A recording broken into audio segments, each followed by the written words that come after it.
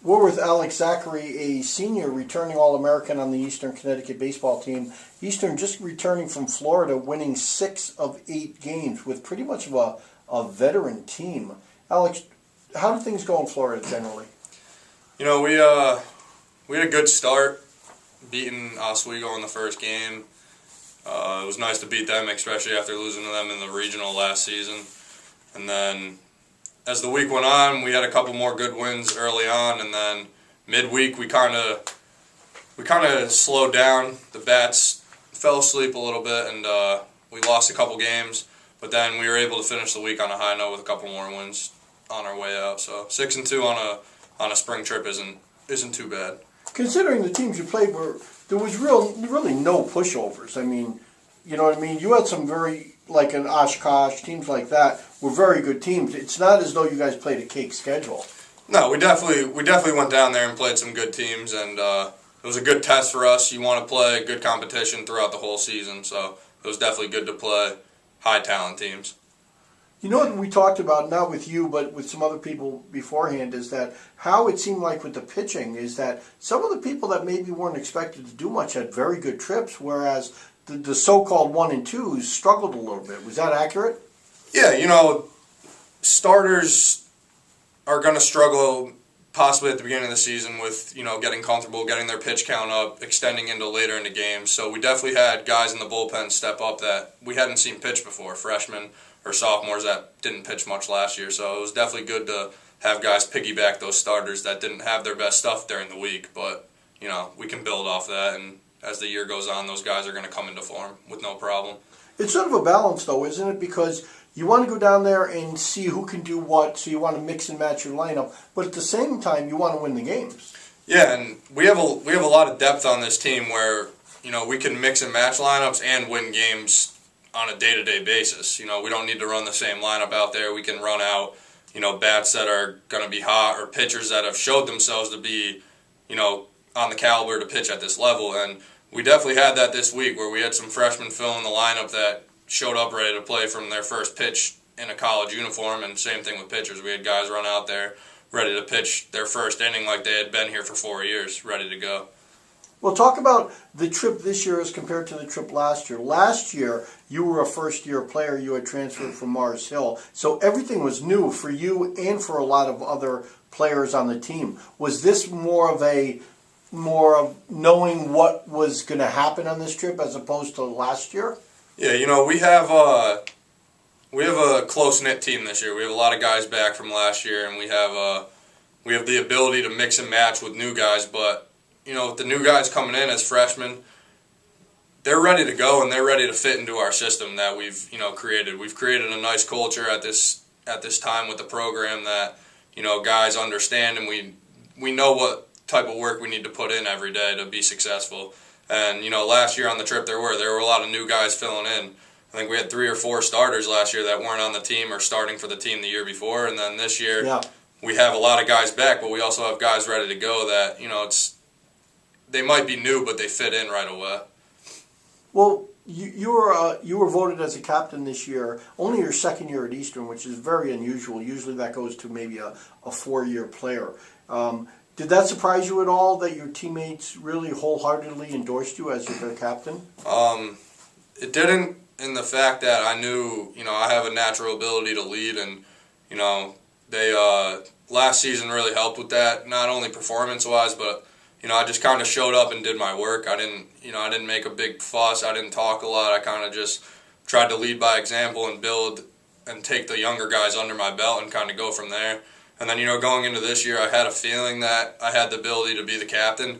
But even if it wasn't the case, I was ready to come back and lead by example again. And that's really all I try to do as a captain. I don't change much. You know, sometimes I have to be the vocal leader and, you know, call guys together to help build and learn from mistakes we're making, but overall, it's, you know, we're a self-disciplined team and we handle ourselves in the way we're supposed to. So I feel very lucky to be the captain of the program and, you know, lead a historic program every day.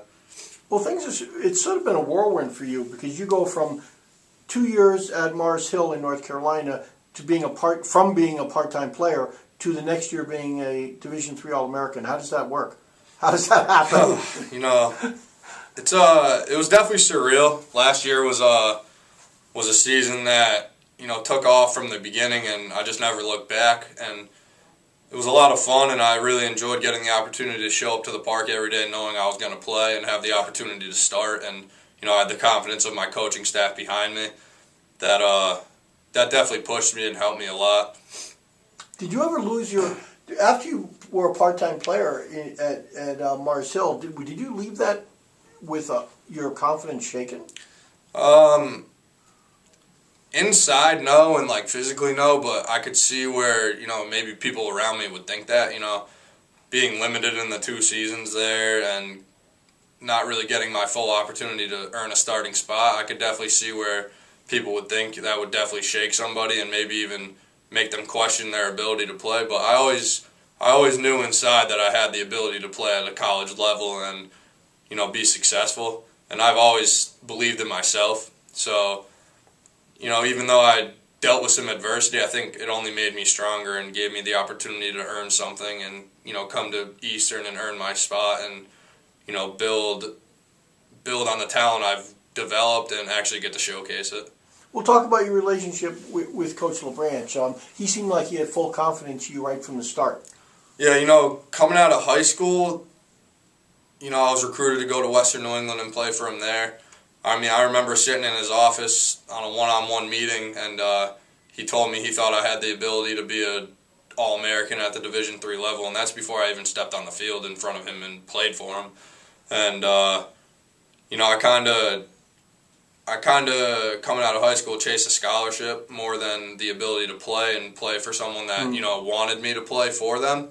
And looking back, if I could tell my younger self, I would say, go where you're wanted and go somewhere where you're going to be happy. Don't chase a scholarship. And he definitely had the confidence in me that I had in myself. And now I'm lucky enough for these last year and now the rest of this season I get to play for him and continue building that relationship we've already started. It must have been nice for you to come to Eastern and basically be told, in a sense, that you're my starting center fielder, you're going to hit in the middle of the order, no questions asked, and you're going to be there until you possibly play yourself out of that. Yeah, it was nice to be able to earn that, and coming in last year, I had a lot to prove. Being a transfer and being an upperclassman. I came in as a junior, so if you're coming in as a junior, you better be ready to play. Yeah. So, being instilled with that confidence that I was going to have my opportunity to earn that spot, play center field, and, be a middle-of-the-order guy was awesome. And then the fact that I carried out and showed my talent and, was able to do that just made it even that much better. Can you explain it all last year, what happened? That season was going south at the end of the year. You lost your last 6. And it was a struggle from day one, it seemed like, last year. You play well, then you not play well. I'm talking about the team, not you. And then suddenly the Little East Conference tournament comes and you guys roll off 4 straight wins. Can you explain what happened that year? Yeah, the season got away from us at times, and it was hard to get in front of. And I didn't feel comfortable being in my first year to really step up and be a vocalize what I thought was going on. So I kind of took a back seat and just tried to perform with my talent and, going out there every day and playing hard and hoping to lead by example. But there were definitely times that, we needed a gut check time and, hold each other accountable to a higher standard. And there were definitely times that was lacking. But, then come the tournament, the talent we had as a team really showcased in those 4 days that we played. Everything came together. We started feeding off each other, and we showed that we belong in New England and we belong as a top team in the country, just off the talent we have. You had to be saying during the course of the year when you guys weren't doing well, you had to be saying, we're not this bad of a team. Oh, absolutely. Everyone knew that. Everyone knew our record, and, the results that we're showing weren't what we had talent-wise, but it was just hard to get in front of. And I guess you can say we did by winning the conference tournament, but there were definitely points in the season where it could have turned around. It just never did. Well, people always say hitting is contagious, and you talk about hitting being contagious in that tournament, right? I mean, everybody hit. Yeah, absolutely. I think back to that week, and I just think about the fact that Alex Parkos, he couldn't get out. He was, seemed every time he came up, he had guys on base, but then he also came up and produced. he didn't leave those guys on base. He came up with every big hit we needed, and I mean it was a lot of fun to play with him that week, and it definitely made everyone around him and the whole team just was ready to hit and fed off each other the whole week we were there. It's a good way. It was a good ending to get this year's season, underway with that kind of confidence. And we didn't really talk too much, but just talk a little bit about the makeup of this year's team. I mean, you have a lot of people back. What do you think are the strengths of this year's team? Is it versatility and depth and experience? We do have a lot of depth, and we have a lot of guys that we have depth, but we have a lot of guys that can play different positions. We have guys that can go in and play third, can play short, can play first, can go to the outfield, and then we have a lot of guys that swing left-handed versus right-handed that we can mix and match. And that's coach's job, but it's definitely fun to have that as a player on the team. It's fun to see, and that's definitely a strength we have. But we also have veteran leadership that stems from the top with myself. But there's plenty of guys on this team that are leaders, that lead by example, and that make my job a lot easier because I don't have to police. I just show up and do my thing every day. And as a team, we show up and abide by the culture we've built, and we're on the way to building a successful season, and it goes. Everyone's needed to do that. Is there any other part of the team that you think is a real strength of this team, whether it be the pitching, whether it be the defense, whether it be the power? Is there anything that stands out, or is it pretty much just across the board? I think, as I talked about depth within our lineup, we have a lot of depth within our pitching staff, from starters to middle relief guys, and then all the way to the back end of the bullpen. Our back end of the bullpen is something else between Nick Scotty and Sam Kostridge. Those two. I mean, Nick Scotty in Florida didn't give up an earned run. That's something to be very proud of. Yeah. And then Sam being a veteran leader, it's awesome to have at the closer role. But then we had guys, a couple freshmen that pitched in the middle of our, in the middle innings.